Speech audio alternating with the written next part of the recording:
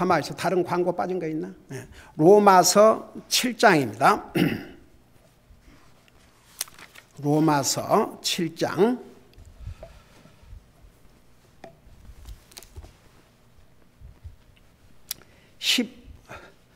15절에서 우리 17절까지 세 절을 같이 읽도록 하겠습니다.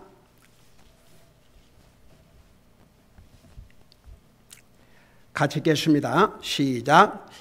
내가 행하는 것을 내가 인정하지 아니하노니 이는 내가 원하는 것 그것은 내가 행하지 아니하고 내가 미워하는 것 그것을 내가 행하기 때문이라.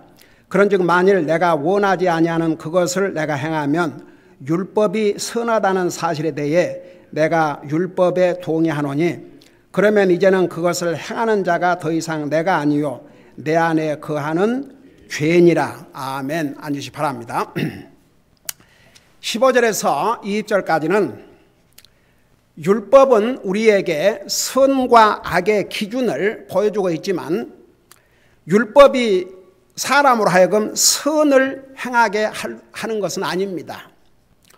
자, 율법이 우리에게 죄인이라는 가르쳐주고 그 다음에 죄가 얼마나 죄악적이라는 것을 가르쳐주지만 율법이 우리를 죄를 안 짓게 한다든지 선을 행하게 한다든지 그것은 아니란 얘기입니다.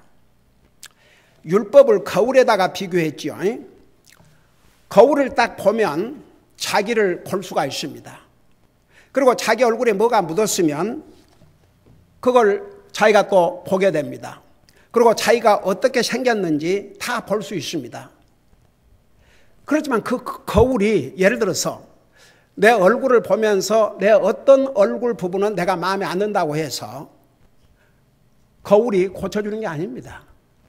내 얼굴에 뭐가 묻었는데 그것을 알려는 주지요. 거울이 너 얼굴에 뭐가 묻었다. 근데 그 거울이 없으면요 자신이 어떻게 알겠습니까? 여러분 하루에 거울 수없이 보지 않습니까? 뭐 아침에 일어나서 세수하면서도 보고 저녁에도 뭐 화장실 가도. 그러니까 율법은 그와 같습니다. 우리의 모습을 보여주지만 그 모습을 바꿀 수 있거나 우리 얼굴에 뭐가 묻었다면 그걸 알려주지만 거울이 우리 얼굴에 뭐 묻은 것을 닦아줄 수 없습니다. 율법은 그와 같습니다.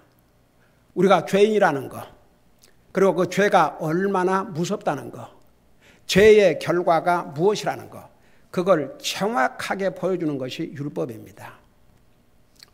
그렇다고 해서 그 율법이 우리로 하여금 선을 행할 수 있도록 하는 것이 아니라 그런 뜻입니다. 여기서 이제 율법과 그리스도인의 갈등. 그렇다고 해서 율법이 그러면 악하냐? No.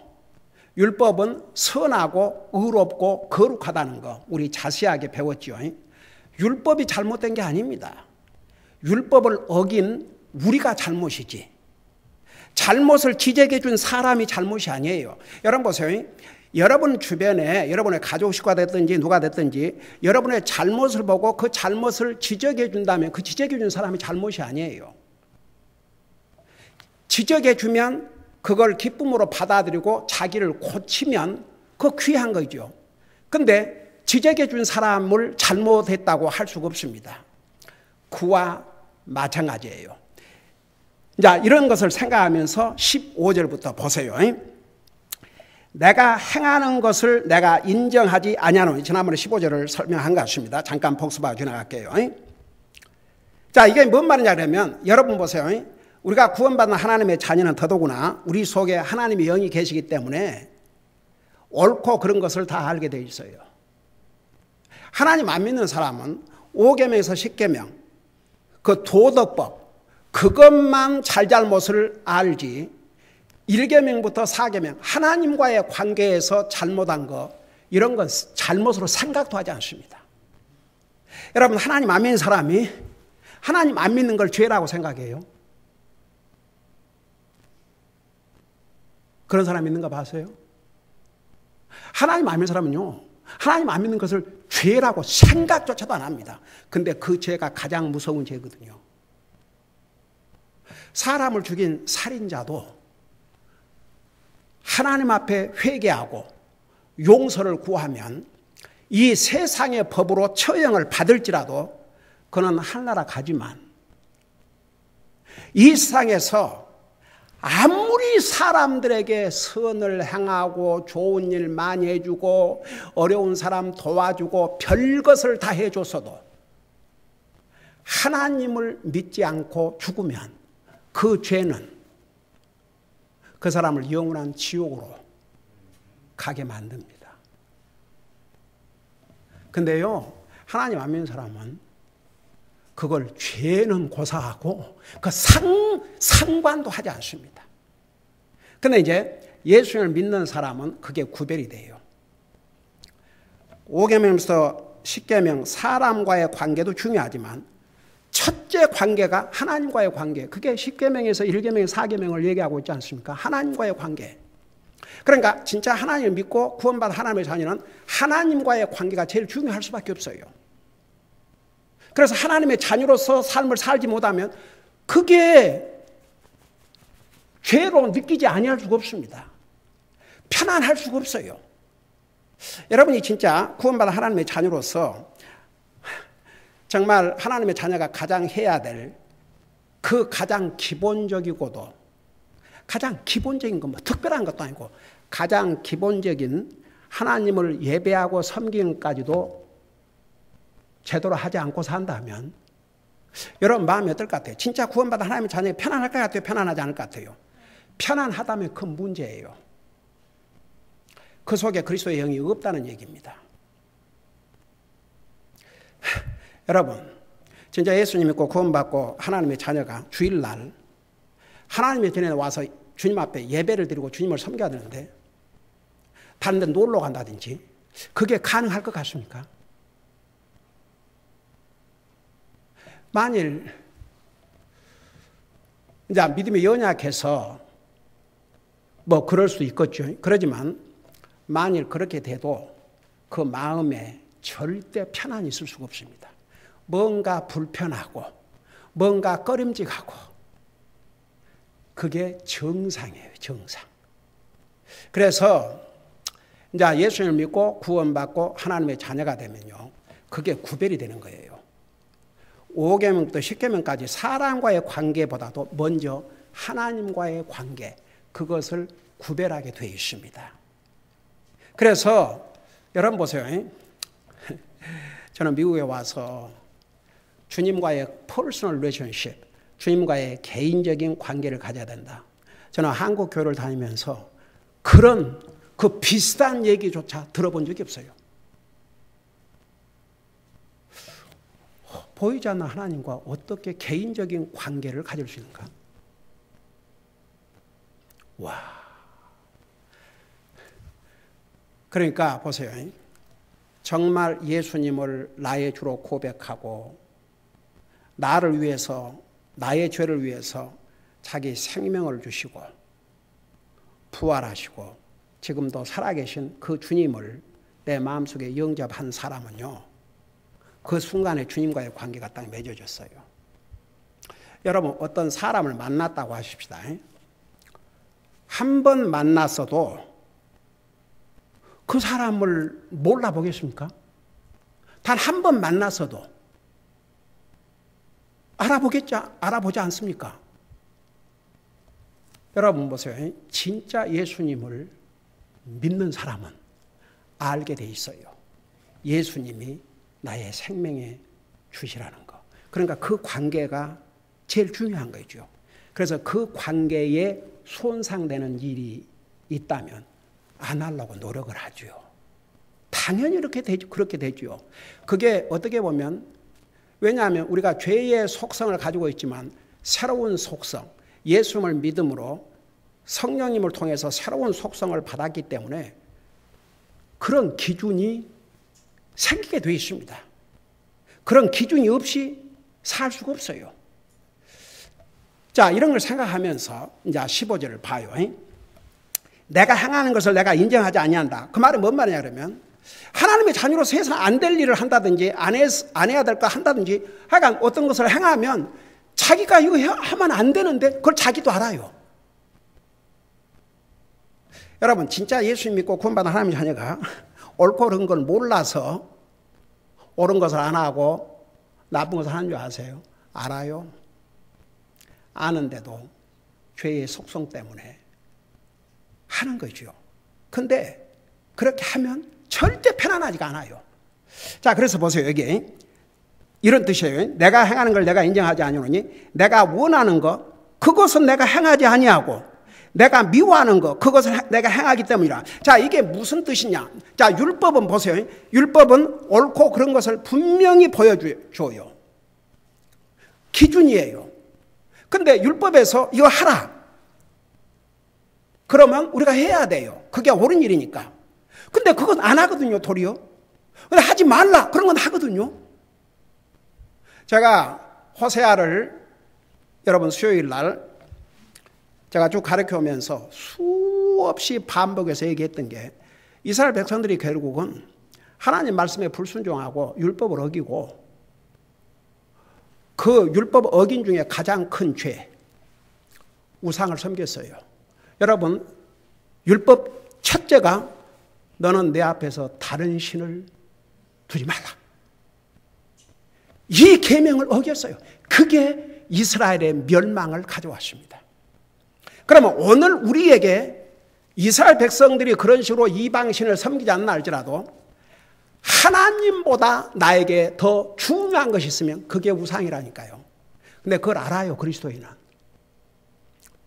하다못해 내 직장이 됐든지 내 사업이 됐든지 내 취미 생활이 됐든지 뭐가 됐든지 뭐 내 친구가 됐든지 하여간 무엇이 됐든지 하나님보다 앞서가면 그게 우상이라고요. 그래서 정말 그리스도는 그걸 알아요. 근데 분명히 아는데 내가 원치 않은 것을 하고 있다든지 해야 될 것을 안 한다든지 그걸 알아요, 그리스도인은. 그래서 율법과 그리스도의 갈등. 여러분, 누가 갈등하고 산 줄 아세요? 진짜 하나님 믿는 사람만이. 하나님 안 믿는 사람은요, 갈등도 없어요. 뭘 갈등을 하는데요? 그렇지 않습니까? 결국은 자기 하고 싶은 대로 하고, 하기 싫으면 안 하고, 그러고 사는데 무슨 갈등이 있겠습니까? 근데 그리스도인은 갈등하게 되어 있습니다. 그 갈등 속에서 승리를 할 수 있도록 성령님께서 도와주셔요. 그래서 여러분, 이 로마서 7장 마지막 절에는 예수 그리스도 우리 주를 통해 내가 하나님께 감사하노라. 결국은 예수님 때문에 성령님의 능력으로 우리는 그 갈등에서 이길 수 있으니까. 자, 그래서 여기에 이제 15절에 그런 뜻이에요. 내가 원하는 것 그것은 내가 행하지 아니하고. 그러니까 율법에서 이건 옳다, 이건 옳은 것이다. 가령 예를 들어서 율법에서 1계명부터 율법의 대표라고 할 수 있는 10계명, 1계명에서 4계명까지는 하나님을 사랑하라고 그랬어요. 우리 주님께서 이 땅에 오셔서 1계명부터 4계명까지를 한마디로 요약해서 너는 입술로만 아니고 뭐 생각으로만 아니고 내 마음을 다하고 생각을 다하고 혼을 다하고 내 힘을 다해서 주 너의 하나님을 사랑하라. 여러분, 구원받은 하나님의 자녀들은 주님을 가장 사랑해야 됩니다. 다 같이. 이 상에 주님보다 더 사랑한 거 있으면 그게 우상입니다. 그게 뭐가 됐든지. 심지어는요, 내 가족 식구라도 우리 예수님께서 내 아내나 남편이나 내 가족, 내 부모나 자식이나 내 가족 식구라도 나보다 더 사랑하면 나에게 합당치 않다고 그랬습니다. 어느 가족이 나를 위해서 죽어줄 수 있습니까? 근데 예수님은 나와 여러분을 구원하기 위해서 죄를 알지 못하신 예수님이 오 주여 우리의 죄를 짊어지고 십자가에 죽으시고 저주를 받아주셨거든요. 그러니까 우선순위 여러분 보세요. 가족 사랑해야죠. 성경에 부부지간에도 내 아내를 사랑하라고 그러고 다 하라고 그러셨어요.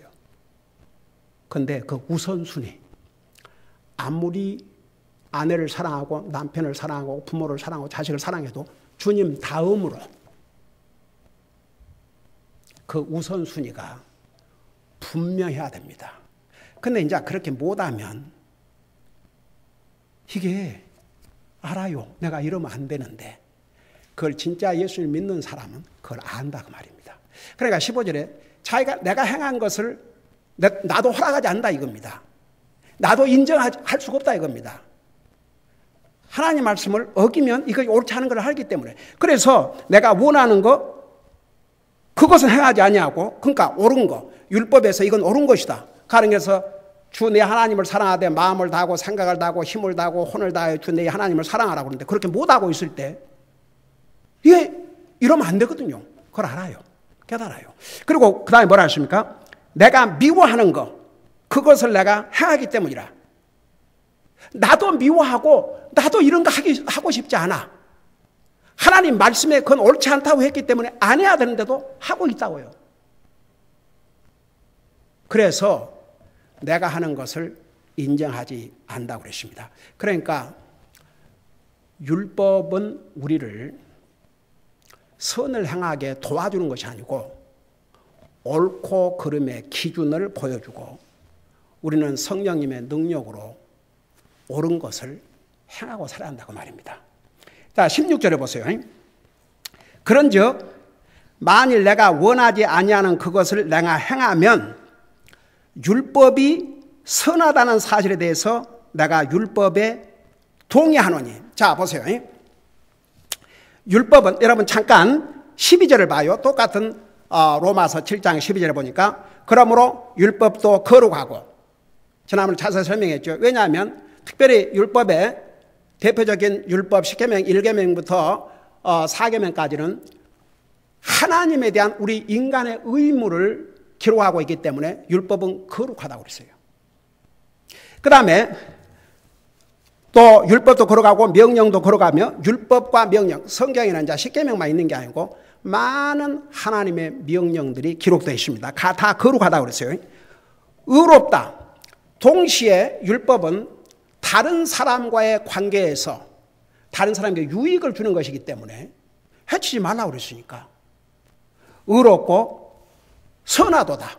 율법은 우리에게 유익을 주는 것이지 우리에게 해를 끼치는 것이 율법이 아닙니다. 예를 들어서 어떤 사람이 여러분 이렇게 많은 차가 다니고 하는데 가령 신호등이 없다고 생각해 보세요. 와, 신호등이 있어도 어떨 때 그 5번을 타고 이렇게 뭐 주일날이든지 토요일날 이렇게 끝나고 집에 가면 갑자기 어디에서 와 비행기 같은 소리를 내면서 헬리콥터가 꼭 위에 지나가고, 그게 아니고 먼 차가 쏜살같이 달려가는데 조금 있어가 또 다른 차가 쏜살같이 둘이 경주를 하고 있는 거예요. 프리웨이에서. 언젠가는 이제 죽습니다. 여러분 1년에 미국에서 교통사고로 죽은 인원이 미국 군인들이 월남 전쟁 10년 동안에 죽은 사람보다 더 많다는 거 전에도 내가 얘기했죠. 지금은 그 숫자가 더 늘어날 것입니다. 왜 그런 거 아니 보세요. 그게 정말 몇십 년 전에 1년에 5만 명에서 6만 명이라는데 지금은 보세요. 그때만 해도 텍스트 메시지 뭐 그런 전화가 있었습니까? 갖고 다니는 전화가. 그런데도 그 사고가 그렇게 많이 나는데 지금은 어쩌다가 이제 어제도 집에 가는데 오른쪽 그 레인에 있는 차는 빨간불이라도 왼쪽에 차가 없으면 오른편으로 돌아갈 수 있어요. 근데 안 돌아가고 있으니까 뒤에서 팍 소리를 지르니까 돌아가는 거예요. 뭐 하고 있었냐? 이거 하고 있느라고. 근데 거기는 그래도 서가지고는 하죠. 어떤 사람들은요, 차가 막 이렇게 선을 이리 갔다 저리 갔다 지나가면서 보면요, 운전하면서 이걸 하고 있어요. 그러니까 우리는 그런 차가 오면 아야 속도를 줄여서 멀리 떨어져 갖고 그러죠. 그 다음에 보세요. 이제 캘리포니아 마리화나가 뭐 이제 피우다 주여, 우리 55분 타고 올라오면 양쪽으로 그거 파는 데가 있어요. 어떤 데 보면 줄을 서갖고 있어. 그걸 먹고 사고 날 확률이 많죠. 우리 큰딸 김자매가 한 달인가 두 달에 한 번씩 서치 워런트 24시간 동안 서치 워런트를 해요. 그러면 경찰이 범법자를 잡아서 하여간 이 오렌지 카운티에서는 범법자들을 잡게 되면 우리 김자매한테 연락을 해요. 그 서치 워런티를 이제 검색하고 해야 되니까. 얼마 전에 지난 토요일인가는 우리 딸 순서가 됐는데 밤에 거의 한숨도 못 잤대요. 얼마나 많은 전화가 왔는지. 근데 거의 90%가 술 먹고 운전하다 걸려갖고.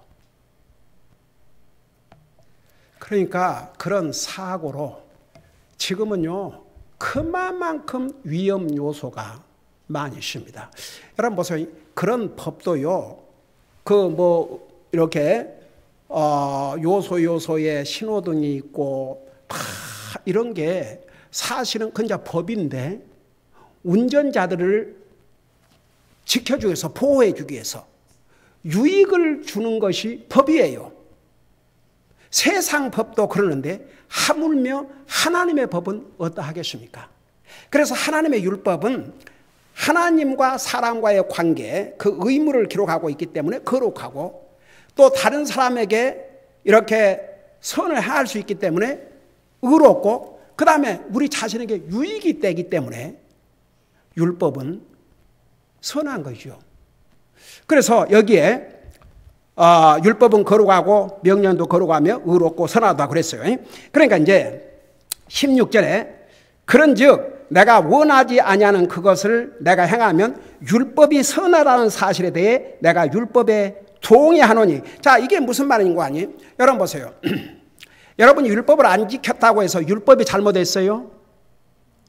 그리고 여러분들이 예를 들어서 우리가 이거 해서는 안 되는데 했다. 내가 이거 잘못했네. 그걸 누가 알게 해줘요? 율법이 알려주잖아. 율법이. 그렇죠? 율법이 기준을 갖고 있으니까, 선과 악의 기준을 갖고 있으니까.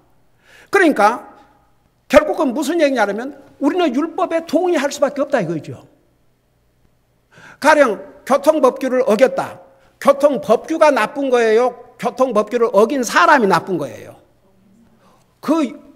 교통법규를 어긴 사람이 나쁜 거죠. 그 법이 나쁜 게 아니지요. 그러면 결국은 자기가 법을 어겨가지고 뭐 사고 났다. 그러면 그 법대로 안 했기 때문에 상대방에게도 자기에게도 해를 끼쳤다 그러면, 율법대로 했으면, 그 법대로 했으면 서로가 안전할 터인데 내가 이 법을 지키지 못했구나. 그러니까 법에 동의를 하는 거예요, 안 하는 거예요? 동의를 하는 거죠. 이제 율법이, 그 법이 좋다는 거. 법이 좋다는 것은 인정을 할 수밖에 없죠. 법이 잘못한 게 아니니까. 그 법을 어긴 내가 잘못이지. 여러분 이해가 되세요? 예. 자, 16절.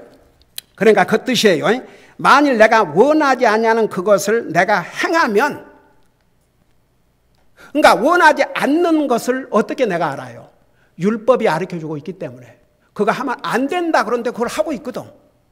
그래서 내가 원하지 아니하는 그것을 행하면 율법이 선하다는 사실에 내가 율법에 동의하노니. 여러분, 우리가 율법을 향해서 왜 율법이 있어가지고 나를 이렇게 하느냐 할 수가 없어요. 여러분 도리어 갈라디아서에 보면요, 율법은 우리를 그리스도에게로 인도하는 가정교사 역할을 한다고 그랬습니다. 율법이 없으면요, 사람이 죄를 죄로도 인정하지 않습니다. 율법이 없으면 자기가 죄인이라는 것을 깨달을 수 없습니다. 여러분, 어떤 사람이 진짜 예수를 믿고 구원받기 위해서는 자기가 죄인이라는 사실을 깨달아야 되는데 그조차도 할 수가 없습니다. 그래서 율법은 선하다는 것을, 내가 율법을 어긴 내가 잘못이지 율법은 선하다는 것을 동의하지 아니할 수가 없다, 그런 뜻이에요. 자, 그러면서 17절에 이렇게 말씀하고 있습니다.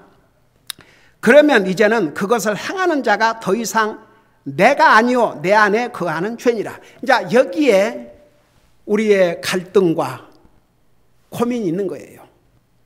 나는 정말 믿음으로 살고 싶고 나는 하나님 말씀 내에 다 순종하고 싶은데 내 속에 죄의 속성, 내 안에 있는 살고 있는 죄니라. 여기에 내 안에 거하는 죄니라 그러는데 내 안에 살고 있다고 말입니다. 죄의 속성이 있다고 우리 속에 있어요. 그러니까 그 죄의 속성 때문에 해서는 안 될 것을 하고 해야 될 것은 안 하고 까꿀로 사는 거예요. 그래서 여러분 보세요. 우리가 이제 여기서 이 갈등 속에서 여러분 사도 바울 같은 위대한 믿음의 사람도 내가 선한 싸움을 싸운다고 그랬습니다. 그 선한 싸움이 뭔지 아십니까? 한마디로 말하면 우리 속에 거하는 죄의 속성과 싸워야 한다고 말입니다. 제가 한 쉬운 예를 드릴게요. 어린아이도 알아들을 수 있는 쉬운 방법으로. 가령 여러분 구원받은 하나님의 자녀 맞지요? 다 같이. 근데 아침에 일어나니까 몸이 뻐지거나 영 그냥 기분도 그렇고 교회 가고 싶은 마음이 없는 거예요. 그래서 만일에 그냥 아주 쉬운 예로 교회 안 하고 그대로 잠자리에 누워있다. 진짜 믿는 사람이 만약 그런다 그러면 결국 이 사람은 죄의 속성에 굴복을 한 거예요? 아니에요? 죄의 속성에 굴복을 한 거죠. 근데 내가 아무리 몸이 피곤하고 힘들할지라도 나의 주님은 나를 구원하기 위해서 자신의 생명도 주셨는데 내가 이러면 안 되지. 그리고 벌떡 일어나서 와서 살아계신 하나님을 예배하고 섬긴다면 누가 승리하는 거예요? 내 소에 거하시는 성령님에게 순종함으로 결국 내가 승리를 하는 것이죠. 성령님은 우리를 의의 길로, 올바른 길로 인도를 해주셔요. 성령님이 하시는 일이 우리로 하여금 죄를 깨닫게 하고 의로운 삶을 살게 하고 반드시 하나님의 심판이 따른다는 것, 그것을 가르쳐 주신 분이 바로 성령님이세요. 그러니까 보세요. 성령님을 모시고 사는 하나님의 사람들은 옳고 그른 것을 알아요. 그리고 해서는 안 될 것을 할 때 정말 그 마음이 절대 편할 수가 없죠. 또 그보다 더 중요한 게 해야 될 걸 안 한 것. 여러분, 이게 큰 문제인 게 보세요. 하나님이 보실 때는요, 우리 사람은 굉장히 그 도덕 그 법에 더 집착을 해가지고 하지 말라는 것을 하면 그걸 죄로 여겨요. 대부분. 근데 하라는 것을 안 하면요, 그걸 죄로도 여기지 않는다는 얘기입니다. 이게 얼마나 심각한 일인 줄 아세요? 이건 누가 주로 범한 죄, 이런 죄를 범하고 한 줄 아세요? 믿는 사람들이. 하나님 안 믿는 사람들은요, 도덕법 때문에 하지 말라는 거 하면 잘못이라는 거, 그 양심 알아요. 양심이 알아요. 근데 해야 될 것을 아는 것은 그리스도인밖에 없어요. 근데 그리스도인이 해야 될 일을 안 한다. 이거 죄거든요. 근데 그걸 죄로도 여기지 않습니다. 여러분 어떻게 생각하세요? 자, 우리 신약성경 특별히 사도 바울을 통해서 기록한 이 말씀은 그리스도인의 삶에 대해서 기록하고 있는데, 쉬지 말고 기도하라. 그 주님이 주신 명령이 왜 아니에요? 죄를 한마디로 말하면 죄라는 게 율법이 오고 난 다음에 죄가 생겼어요? 아니면 율법이 오기 전에도 죄가 있었어요? 아담이 죄를 범했다는데, 아담으로부터 율법은 2500년 후에 왔어요.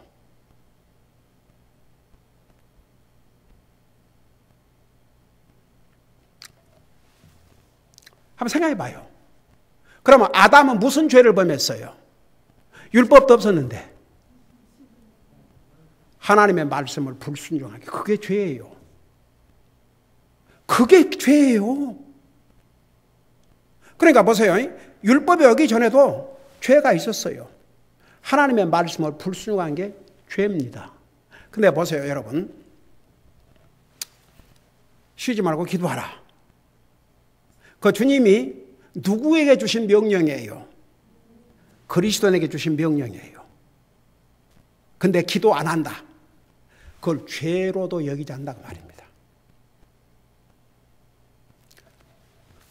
어떻게 보면 진짜 so shocking, 충격적입니다. 하나님 믿는다고 하는 많은 사람들이요, 하나님의 자녀로서 해야 될 것을 안 하면서도 그걸 죄로도 여기지 않아요.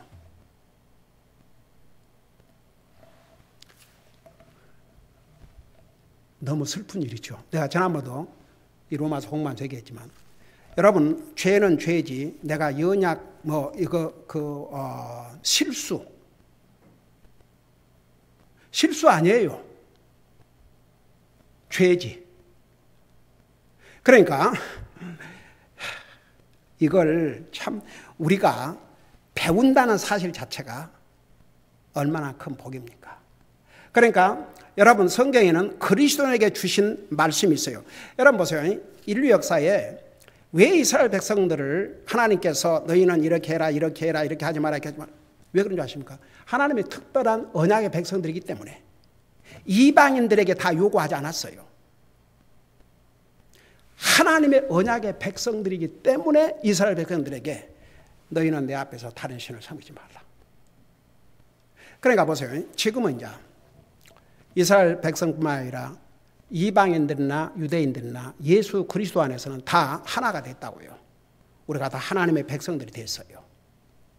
그러면 하나님의 백성들에게 주어진 말씀은 다 똑같습니다. 유대인으로서 그리스도인이 됐든지 이방인으로서 그리스도인이 됐든지 예수 그리스도 안에서는 다 똑같아요.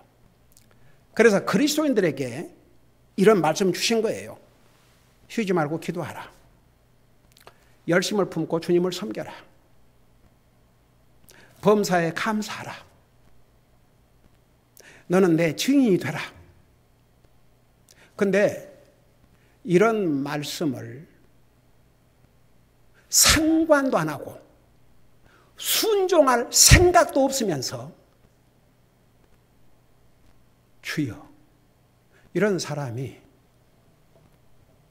어떻게 하나님의 말씀을 심각하게 생각하고 순종하려고 하겠습니까? 그걸 죄로도 여기지 않는데.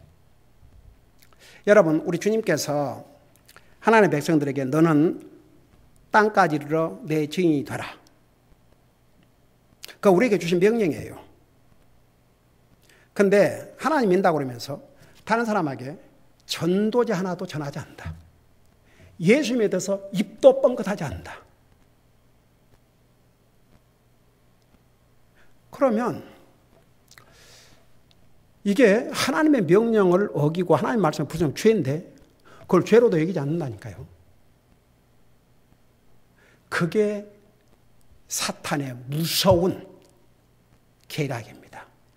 하나님의 사람들이 죄를 죄로 인정하지 아니할 때 부패하고 타락하게 되어 있습니다. 그리스도인으로서의 삶을 살기가 어렵습니다. 그러니까 보세요. 우리가 이런 말씀들, 그러니까 우리가 다 듣던 얘기잖아요. 쉬지 말고 기도하라, 범사에 감사하라, 열심을 묻고 섬기라, 너는 내 증인이 되라. 이런 말씀에 대해서 이걸 어기면 죄라는 사실도 모르는데 어떻게 그 말씀을 순종하고 살려고 하겠어요? 그러니까 여러분 보세요. 안 믿는 사람은 예수님을 믿는 게 가장 시급한 일이고, 그 다음에 예수님을 믿고 구원받고 난 다음에는 항상 이 하나님의 말씀에 순종함으로써 하나님과 나와의 관계를 바로 하고 살게 되는 거죠. 그 하나님 말씀을 다 순종해서, 그러면 예를 들어서 예수님을 믿고 구원받은 하나님 자녀가 쉬지 말고 그러니까 그 쉬지 말고 기도하라는 그 말씀 옛날에 내가 자세하게 설명했죠. 그 뭐 24시간 아무것도 하지 말고 기도만 하고 있으라는 얘기가 아니고 지속적으로 기도의 삶을 살아야 겁니다. 그러니까 예를 들어서 매일 아침에 일어나서 하루를 시작하기 전에 기도하는데 어떤 날은 하고 어떤 날은 안 하고, 성경도 어떤 날은 읽고 어떤 날은 안 읽고, 그런 식으로 하지 말고 지속적으로 중단 없이 계속해서, 그러니까 이런 말씀들을 그리스도인에게 주셨는데 그 말씀을 불순종하면 죄라는 것을 조차도 모르는 사람이라면 어떻게 그 말씀을 순종하고 살겠냐 이겁니다. 그런데 이제 구원받은 하나님의 자녀들은 하나님의 이 말씀, 그리스도인에서 어떻게 살아야 한다는 것을 하지 아니하면 이거 죄라는 거, 그걸 알아야 돼요. 그러니까 믿는 사람이나 안 믿는 사람이나 사람과의 관계는 신경을 많이 써요. 좋은 말 들으려고. 근데 일단 하나님은 안 보이니까 뭐 내가 어떻게 하든 당장 무슨 하나님께서 생각해봐요. 저 옛날처럼 구약시대 때처럼 여러분 가인과 아벨이 하나님 앞에 올라를 말하면 예배지요. 근데 하나님께서 아벨이 드린 예배는 받으시고 가인이 드린 예배는 받지 않으셨거든요. 그걸 지금도 만일에 보여주신다 그러면 주여. 근데 성경이 뭐라고 말씀하고 있어요? 교회는 주님의 몸이요, 우리는 그 몸의 지체고, 두세 사람이 내 이름으로 모인 교회를 가리켰어요. 내가 너와 함께 하신다고 했어요. 주님 이곳에 계셔요, 안 계셔요? 우리 눈으로 볼 수 없는 것이지 주님은 이곳에 와 계셔요. 그러니까 이제 여러분 보세요. 17절 봐요. 그러면 이제는 그것을 행하는 자가 더 이상 내가 아니요. 그러니까 이게 뭐냐 하면 하나님의 자녀로서 해야 될 것은 안 하고 안 해야 될 것은 한다면 그것은 더 이상 내가 아니요. 거기에 더 이상 내가 누군 줄 아십니까? 이 믿는 사람을 가리킨 거예요. 믿는 사람. 그러니까 영적인 사람, 분명히 예수님을 영접한 내가 해서는 안 될 일이라 이거죠. 그러니까 영적인 면에서는 내가 해서는 안 되는데 육신의 죄의 속성 때문에 이걸 하고 있다 이거죠. 그러니까 맨날 육신의 죄의 그 속성을 따라 살면요, 행복한 그리스도인의 삶을 살기 어렵습니다. 그래서 우리가 하늘나라 가는 순간까지 죄의 속성이 없어지는 않지만 그래도 최소한 하나님과의 관계에서 내가 해야 될 선을 행하고 살면, 자, 그게 뭔가를 그 다음에 나와요.